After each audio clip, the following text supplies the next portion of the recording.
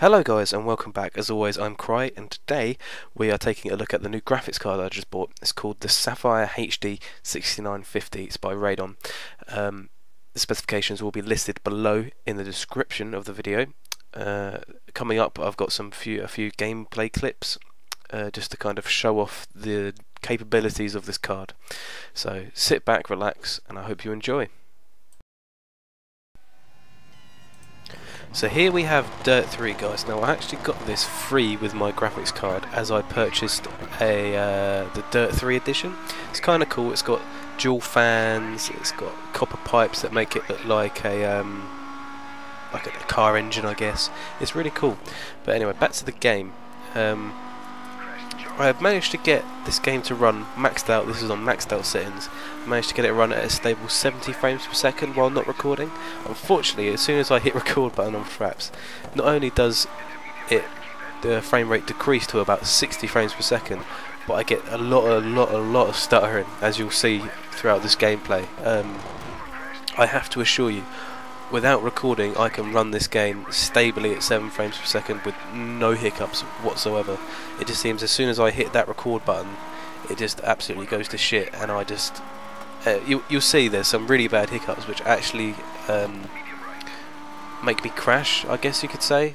Like, it's terrible, it really is. I don't know if that... I think that's something more to do with Fraps, I think, than it is the actual game and my graphics card, but if you guys have any suggestions, please put it out there. But apart from the performance wise, I really like this game. It looks absolutely gorgeous. I'm not a big racer, I have to say. I'm not a big racer at all, but this game just looks absolutely stunning and gorgeous, and it's so smooth that it's just hard not to play, especially when you get it for free. It might not have been a game, I actually picked up, as I say, because I'm not a big racing fan, but it being free, I checked it out, and it is absolutely gorgeous. It is one of the best looking racing games I've ever seen, and I'm really actually looking forward to getting back and playing it a bit more, because I literally have just recorded my first couple of races, and that's about it. But apart from that, there's not really much else to say about Dirt 3, apart from it's absolutely gorgeous. I don't know if there's any way to make it look any better.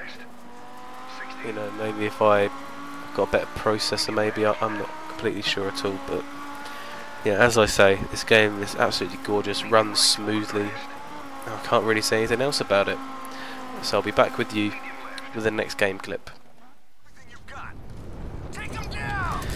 Next up here we have Crysis 2. Now this looks absolutely gorgeous, and yes, I am running DirectX 11, and yes, I have the high-res texture pack, and yes, everything's on Ultra. God, that's a lot of yeses from me. But anyway, to the specs, I managed to get this running without recording at a very solid 40 frames per second, which I'm extremely happy with.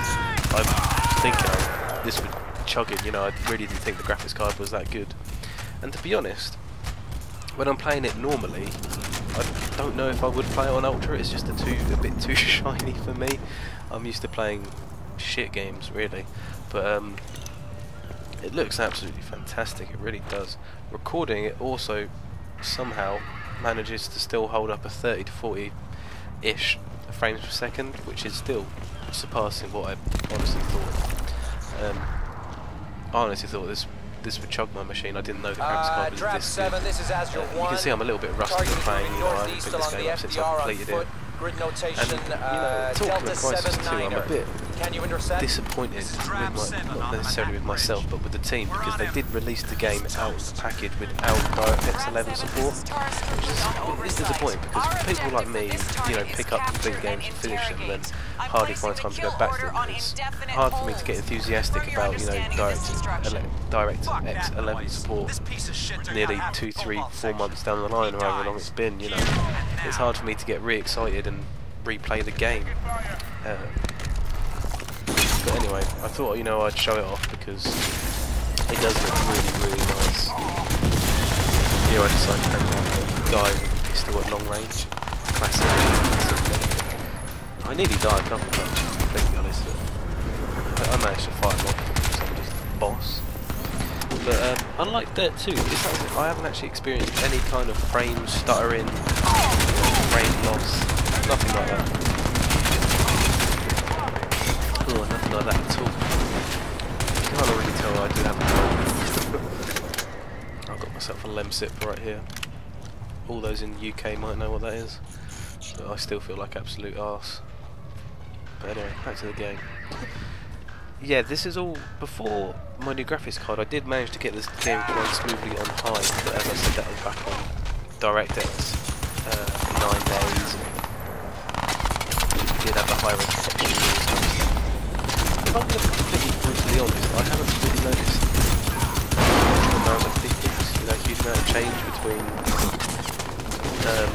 this and what I was playing before the update of the new graphics card. But I say that now, but as I'm watching the video now, it does look absolutely stunning. It really does. In motion, it just looks gorgeous. Because when you're playing the game, you're kind of concentrating on killing people, and you can't really take into account all of the details around you. But it really does look amazing when you get to sit back and watch it.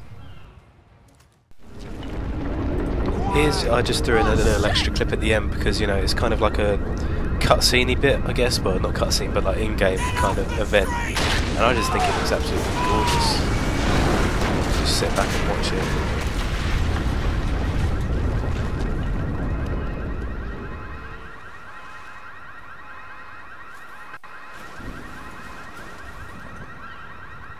And again, somehow that managed to stay at a stable frame rate. I honestly imagined there being a huge dip around here, but nope. Stable as it comes.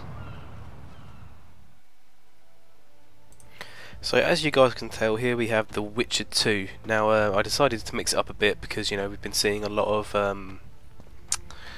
well, not a lot, but we've had a racer, we've had a first-person shooter, so I figured we'd get like a role-playing game or a third-person game. So here we have The Witcher 2. Now I'm a bit disappointed with The Witcher 2 because I've only really managed to get it running at a stable 30 without recording, and then between when recording was hit on, I managed to get it at like a 20 to 30 frames per second. Oh, she died. Oopsie daisy. So I was a bit disappointed with it because not only that, but I actually had to disable depth of field. I disabled, and well, I disabled depth of field. That was just a personal preference, Depth of field kind of ruins the game a bit, I think personally. But I also disabled the anti-aliasing and the SSAO. I disabled both of them just to see if I could increase performance a little bit. But it just seemed like nothing I could do could boost up the frames per second, which is a bit of a shame because it's such a gorgeous game. It deserves to run smoother. But saying that, it really does run quite smoothly. If you look, there's not really that huge amount of frame loss or lag, and to be honest, it doesn't really stutter that whole lot either. So I'm happy with it. I'm a bit disappointed. I expected to see higher numbers, but it still looks absolutely gorgeous. Everything else is on maximum, so everything else is on high or ultra.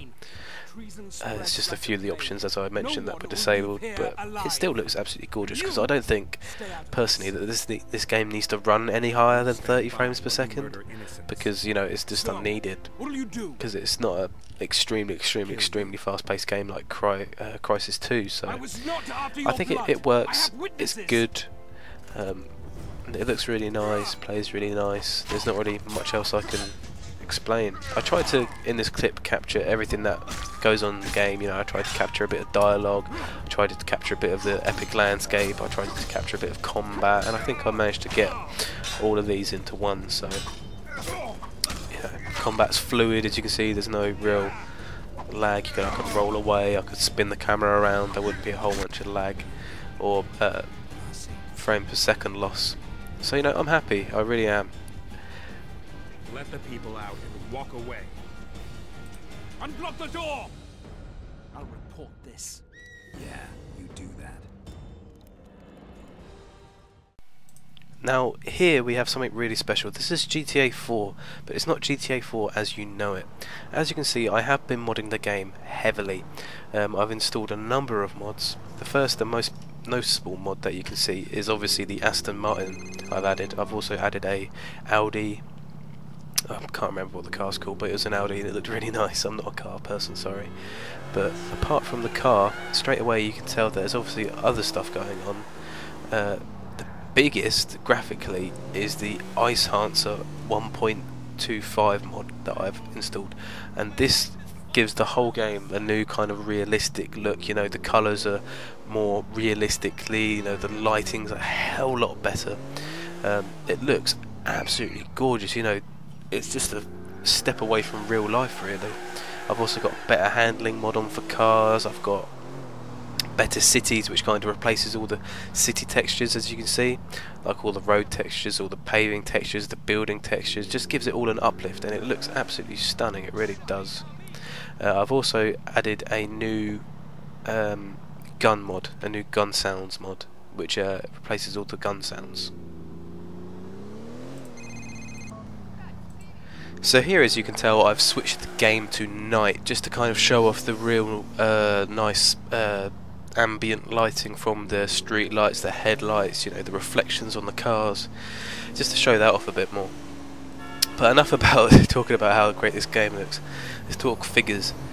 Now, due to all the heavy modding and all of the access stuff I've put on, it does drop the frame rate drastically. You know, on and off recording I get on average around 20 to 30 frames per second, and recording even under that sometimes. As you can see, it really struggling and starts stuttering here, which it drops to about 15 frames per second. But that's nothing to do with the game or the graphics card, it's just the huge density that is this mod. So unfortunately, you know, there is some performance issues that coincide with this mod. But as you can see here, I have actually started going on foot, and what I plan to do here is show off the guns and the new gun sounds kind of thing. My favourite gun sound being that of the new shotgun. It just has such a meaty punch to it. It sounds absolutely gorgeous. I've been saying gorgeous a lot in this video, a hell of a lot. But yeah, just giving you kind of like a perspective from outside the car, because this game just looks absolutely phenomenal now. It really does look really nice, you know. Just walking about the place, you know, it just gives you this huge sense of realism that this game's otherwise been missing, because quite frankly, you know, GTA 4 now is extremely dated, so thank God this mod exists, because it really has like breathed new life into this game for me. It's a great, not quote, but there's a great comment on one of the mods pages saying, you know, it's brought this game from 2009 into 2011, and it really has. It looks absolutely fantastic. So yeah, I think I'm gonna be playing this a lot more off camera. It really does look phenomenal.